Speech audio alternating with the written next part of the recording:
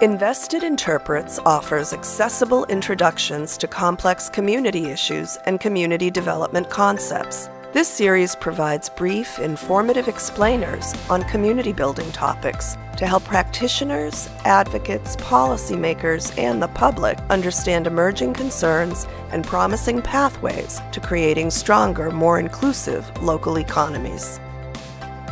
A shared long-term goal for well-being helps a community have a clear vision of the future it wants and how to get there. It should be bigger than anything one individual or organization can do alone, and it should bring many institutions and people together to contribute to fulfilling the vision. To have a shared long-term goal for economic and community well-being helps us find common ground. Our core team decided that the shared result was going to be to reduce the unemployment rate in this particular neighborhood by 50% in 10 years. It's not just getting people into work. We also want to get people into sustainable careers. And how do we achieve that as a core team?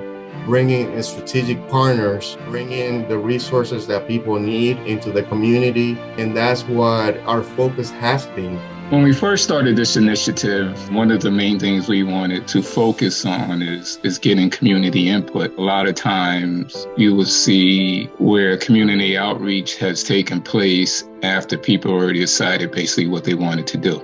And so then they say, oh, well, we got to check the list off here. And so let's go out and reach out to the community and get their input. And of course, if that input differs from what they've already decided, typically they don't bother to value the input of the community. Having that long-term goal helped us define who we needed at the table.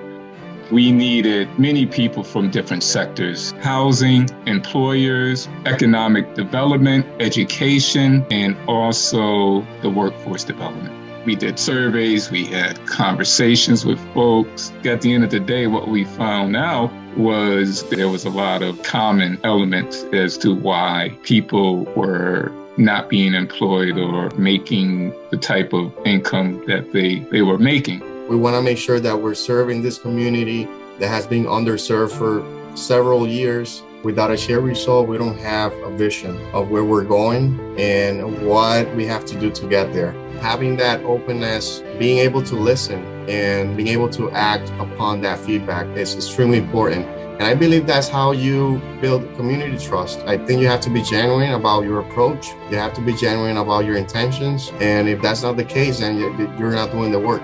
I would say what we stand to lose without a long-term goal is buy-in, first and foremost, and support. What we're trying to do here requires buy-in.